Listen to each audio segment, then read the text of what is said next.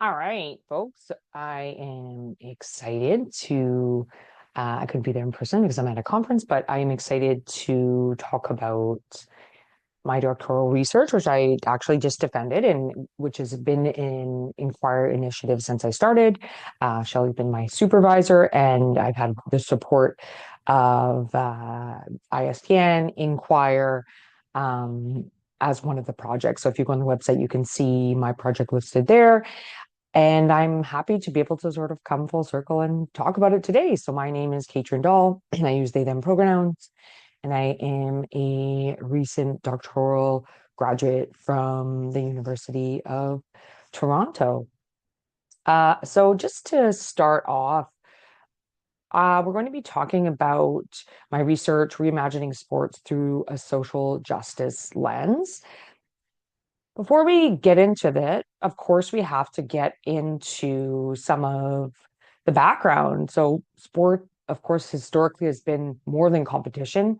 It has reinforced social norms around gender, sexuality, power. A patriarchal tool, it became a means to reassert male dominance, marginalizing women, and all those who deviate from rigid gender norms.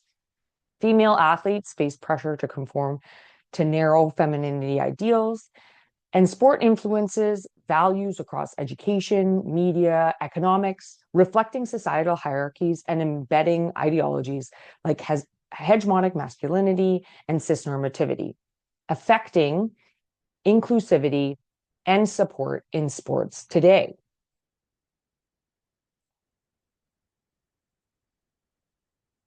It's, there we go.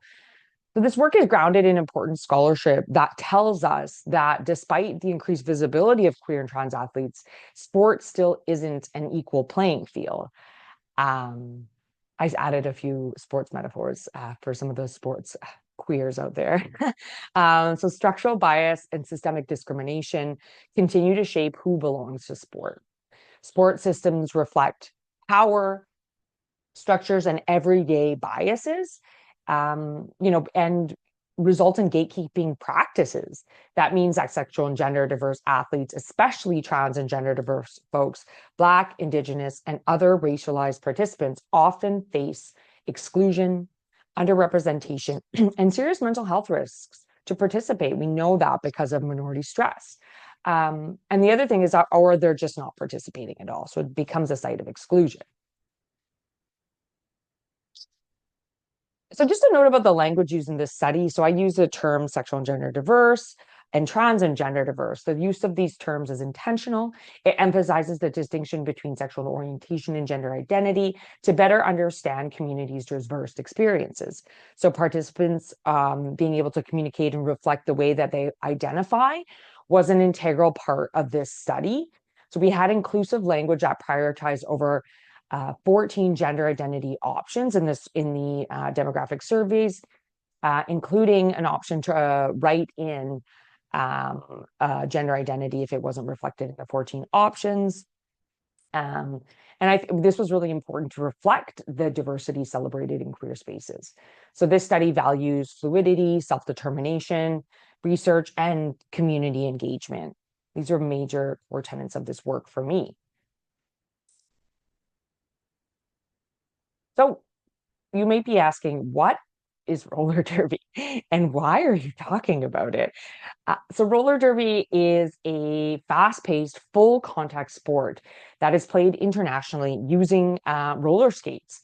It is most prominent in Canada and the US, and it has been widely recognized in both the greater communities, sports communities, as well as academia for creating an alternative sporting environment with a reputation for inclusion of sexual and gender diverse populations.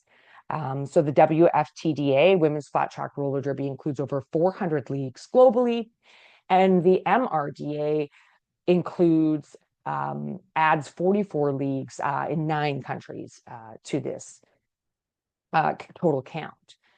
Something that's extremely unique about my study and that I'm very passionate about is No Borders Derby, which includes over 400 skaters across culturally affiliated teams, offering diasporic and culturally associated athletes a space to play, connect, and resist within sports. So it started with just 3 teams, uh, the Black Diaspora, Team Indigenous Rising, and Jewish Roller Derby. And now there are 7 teams, including Fuego Latinx, Salam Roller Derby, Desi Roller Derby, Trans Rollers United, and Divergence Roller Derby. While WFTDA and the MRDA lead the way with explicitly trans-inclusive gender policies, our participants are encouraged to play the version and composition of the sport that aligns with their identity. No questions asked, making roller derby essentially one of the few sports with this level of inclusion. And it's important to note that it's one of the few full contact sports that has explicit trans inclusion policies. So roller derby was created in the 1930s and was popularized in the 1950s because it was televised. And a lot of people know that era from it was highly theatrical, and it was kind of like a wrestling match on a banked track. After the 50s, its popularity waned until it was revived in the early 2000s as a queer, women-led DIY do-it-yourself sports, full of drama, camp, sexy personas. And it was really this kind of wonderful, magical thing when it started. Over time, many leagues have shifted towards competitive athleticism, seeking more legitimacy and recognition in the sport through traces of its subcultural roots remain. The evolution expanded access and visibility while also sparking a debate over what may have been lost and the tension between conforming to dominant norms to be taken seriously as a sport and how that impacts accessibility, inclusivity, and the counterculture nature of the sport that really appeal to folks. It's important to note that this work is situated in a rising global backlash against sexual and gender diverse rights, specifically anti-gender ideology rooted in colonial and religious conservatism, positions gender difference as a threat to national and moral order. It is important to note that anti-gender ideology has led to specific scapegoating of trans and gender diverse people, with trans participation in sport being a particular focus. This movement has become increasingly hostile throughout the progression of this study and my doctoral research. So this study addresses the following literature gaps. So the lived experiences of sexual and gender diverse participants within shifting sporting policy landscapes, the mental health and resilience impact of full contact sport participation for trans and gender diverse participants, research on how queer affirming sports ecosystems resist oppression and foster self-determination for those with intersecting identities, the role of cultural affinity teams like No Borders Derby in advancing equity and building culturally grounded solidarity, the contribution of trans masculine athletes in women's sporting spaces, and the persistent underrepresentation of gender diverse and non-binary athletes in sports research. And then finally, the use of digital arts-based methods that integrate social work and sports scholarship. So my research questions were, what are the motivations for and experiences of roller derby by sexual and gender diverse participants?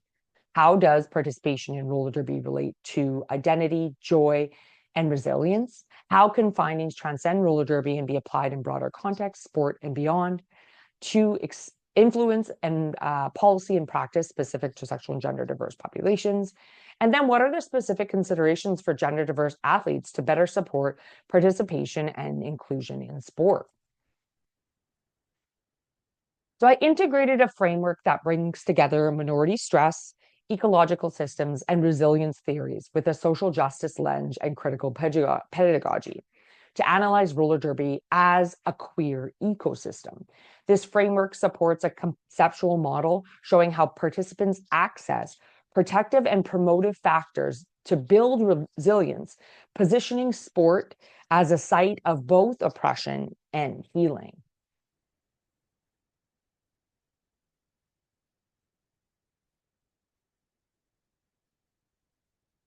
So in terms of my methodology, I use constructivist grounded theory with a social justice orientation and collaborative coding guided by Craig's multimodal framework in the Career View protocol, a study which I was able to be a part of, which was very helpful for me in terms of learning these methodologies.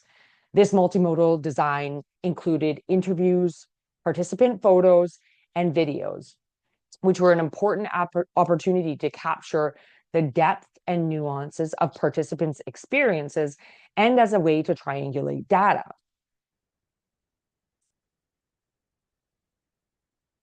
I used targeted multi-method recruitment strategies. So beginning with a pre-screening survey completed by 97 individuals, eligibility required participants to be 18 years or older, identify as sexually and gender diverse, and have played roller derby for at least one season. From this pool, 31 skaters were selected for semi-structured interviews ranging in age from 19 to 44, with an average age of 32. The sample reflected wide-ranging identities, 36% diverse racial ethnic identities, including Indigenous, Latinx, Middle Eastern, Filipino, Asian, mixed race, and Black. 41% identified as non-binary, and 62% as queer. And nearly half the participants reported being neurodivergent or having a disability. Most participants skated with WFTDA affiliated leagues, though many also played on MRDA or No Borders teams, which is something unique to roller derby where you can play on multiple teams and be in multiple leagues. Recruitment was adjusted midway through to center the recruitment of trans and gender diverse athletes, as well as athletes with diverse racial and ethnic identities and neurodivergent skaters, because at first it was really unclear. There's never been a sample from roller derby, and there aren't demographics, so it was really hard to see what kind of participants I would be able to get for the study. So it was really interesting. So when I started this research during the pandemic, and roller derby was essentially at a standstill. Leagues had folded, recruitment had slowed, and many skaters had left the sport. This made it difficult to know who was even still playing. And since roller derby doesn't track demographic data, there's no baseline to compare it against. My goal was to capture a broad international sample of sexually and gender diverse adult players, but the realities of both the sport and moment meant that the pool was smaller and more limited than I had initially hoped, especially in terms of racial diversity. That said, the strong response from trans and non-binary skaters could have easily become a full project on its own. And I definitely will be looking at honing in on some of that data later on. Future work could build on this by focusing more intentionally on subgroups that remain underrepresented in this space.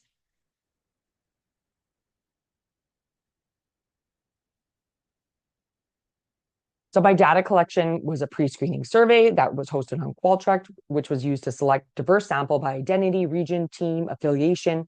Interviews then took place on Zoom, so we could record and discuss images and videos. And accessibility supports included a comic that was sent out with promotional materials to guide researchers, inform research about the studies and guide them into the process of submitting their digital media.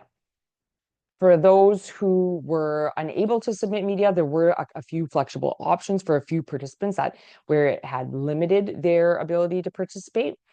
And consent was obtained for all images, and de-identification of non-participants occurred for all images. So this is my data analysis framework. So it was quite intensive. And it took a while to sort of develop this process, but I feel pretty good about where I've landed with it. So data analysis began with a review of all text and visuals informed by the multimodal framework. Then we engaged in a 5-step collaborative coding and thematic development process, which you can see here. And this occurred with a research team. So we met to collapse codes into themes using structured visuals via mural board, building and collapsing codes, and then through a Padlet. which you can see here, which we captured annotations and memos for visual analysis. And all of this sort of process was very iterative. I would do this while after each transcript review, meeting again with the participants, reviewing these themes. So it was a very engaged process from myself and the two research assistants. And then at the end there, we had an additional stage of preview, review, cross-photo comparison, which solidified the emergent theorization guided by the conceptual framework to develop the emergent model.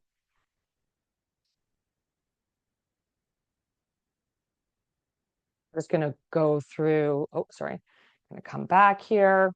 So this is a little bit more of a deep dive into the coding and thematic development process. And here we can see how the steps are more explicit about how transcripts are generated. So we first reviewed the transcripts. RA coders were assigned specific transcripts. And then there was a sequencing, which was grounded in image and video analysis. Oh, I see. And lead researcher, open coding then included myself coding 10 transcripts first, line by line coding using gerunds through in vivo. And then this created a bit of a framework for the RAs who could work from that, but also add or create notes about some of the coding that they felt could be modified or captured. Then we moved into axial and focus coding, where we grouped initial codes into broader conceptual categories, revisited images and videos, and then had a number of different team meetings to merge, collapse codes, and discussed the process as we moved through it. We then moved into the collaborative theme development, where we had 3 thematic development meetings, where we merged the Envito workbooks and mapped the parent nodes and sub-themes in the mural board. And this was really, an engaged and iterative process. And we really came up with the sort of 5 core themes as a result of that. We continued to use other tools like Padlet for memoing, reflexivity, tracking, and ensuring saturation. And then finally, we had an extended analysis process that was through Ulfi's framework, which involved just some additional analysis of the images. So a preview stage where we revisited the images with the transcripts to really make sure we grounded the interpretation in the participant intent. A review stage where we were analyzing all of the different types of visual elements, expressive symbolism, and then we had a cross-photo comparison where we grouped together thematic clusters like queer joy, embodiment, pride. So this all was, through this process. And that really led to the emergent theory. So the theoretical model, which traces a trajectory from experiencing oppression to thriving. Resilience for sexually and gender diverse participants is a dynamic process grounded in minority stress and shaped by lived experience. So roller derby acts as a queer ecosystem, fostering individual transformation and collective strength through community. While roller derby supports mental health and well-being, this is more complex, which you can see here, represented by, for those with intersecting identities or multi-layered identities, as shown on this pathway. So the pathway to thriving isn't linear, but it's layered and context dependent. So these are my core study findings. So we'll move into them and explore these. And in each of the themes, I am going to show participant images that they had said I could bring. So the first theme really talks about how participants navigate oppression through both systemic forces like racism and transphobia, as well as the internal struggles like mental health issues of anxiety, dysphoria, which often were intensified by cultural exclusion, unsafe spaces.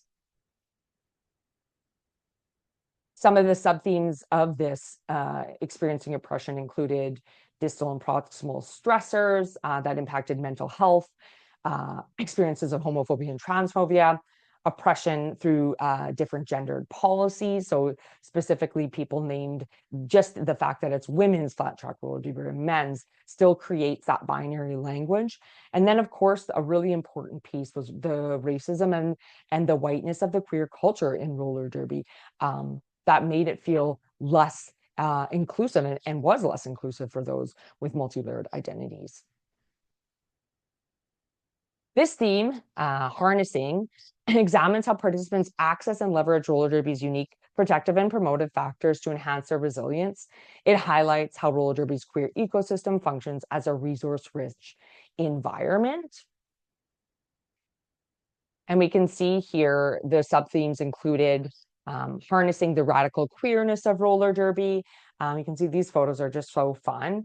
Harnessing, participants are emphasizing how they actively harness the radical queerness of roller derby to embrace their identities, build community, challenge societal norms. That there was an inclusive, they harnessed this inclusive body ethos for body positivity, like building up their self-esteem and confidence. The celebration of diversity of physical appearance and ability was referenced by nearly all of the study participants as something very, very important. There's also harnessing queer community and intersectional networks, where participants emphasize the profound role of roller derby in harnessing queer community.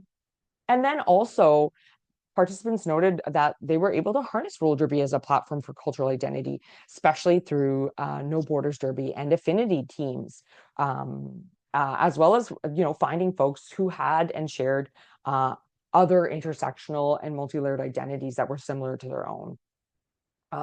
So this helped skaters who were experiencing racism and the whiteness of the culture to reclaim aspects of their identity, resist exclusionary practices, and challenge systemic discrimination.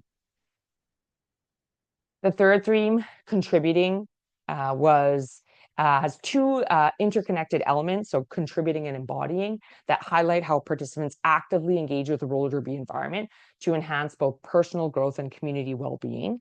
So contributing refers to the intentional process of offering labor, integrating skills, and upholding core values such as teamwork, leadership, advocacy, and self-expression. And participants not only develop these skills within roller derby, but also use them to shape the culture and sustainability of the sport. Embodying, so this is also an active process and is interconnected with contributing, highlighting how participants embrace, channel physicality and identity exploration as tools for self-determination and confidence building. So embodiment is inseparable from this process, and participants take on active roles. They begin to internalize and physically express the core values of roller derby, confidence, self-determination, inclusivity, and collective care. Embodying the roller derby ethos emerges through athletic engagement, identity exploration, and the deepening sense of self. And this embodied resilience is not possible without the work of contribution.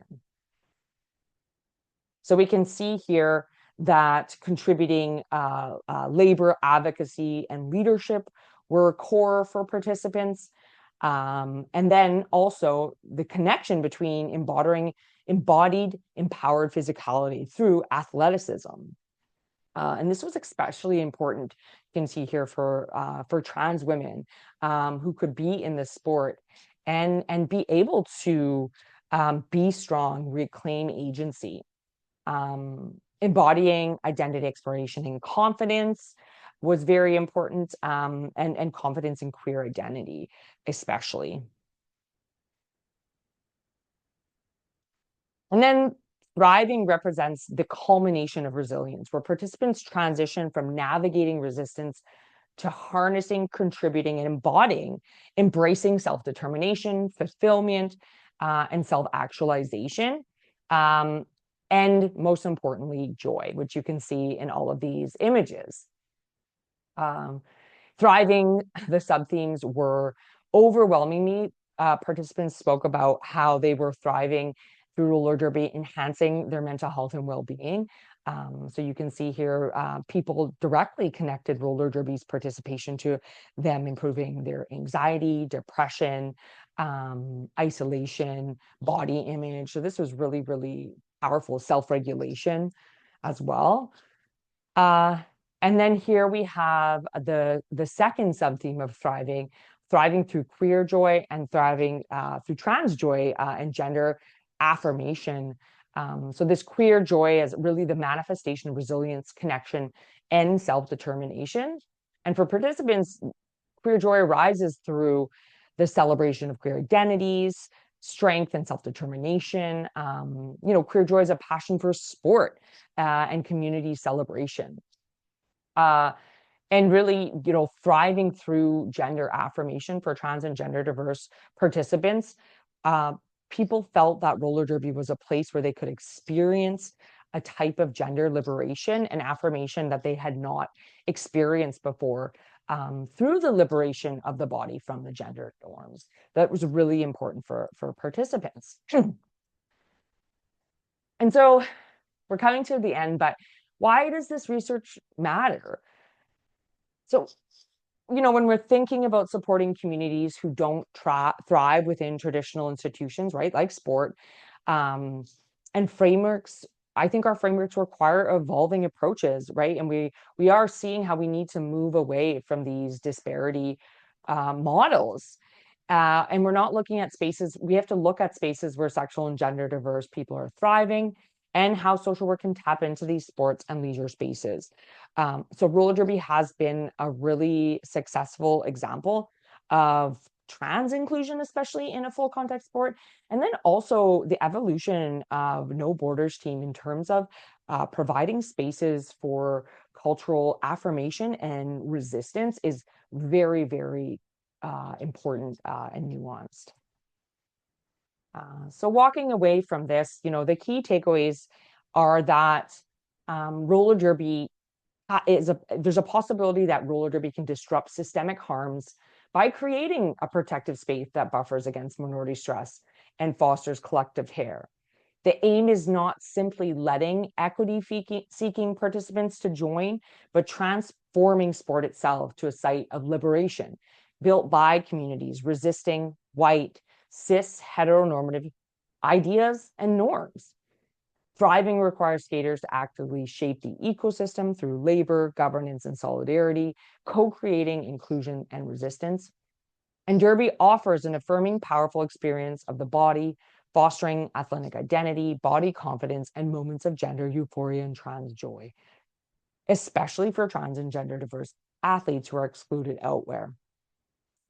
Queer and trans joy in a hostile time, in a climate of erasure, queer and trans joy is a radical act defying despair and asserting the right to thrive. Joy makes trans and gender diverse lives visible as powerful and vibrant, and not just as victims, even when visibility is contested. So through photos, art, and self-representation, participants reclaim their stories, and visual joy becomes a testimony and a protest. Joy is communal. It sustains community through affirmation, laughter, love, helping us all survive together. But it's important to note and highlight that the work continues towards building deeper inclusion and coalition building. Roller derby often mirrors broader exclusions in queer sport, centering white experiences while sidelining others. Skaters with intersecting identities are pushing for change through advocacy, organizing, and structural resistance.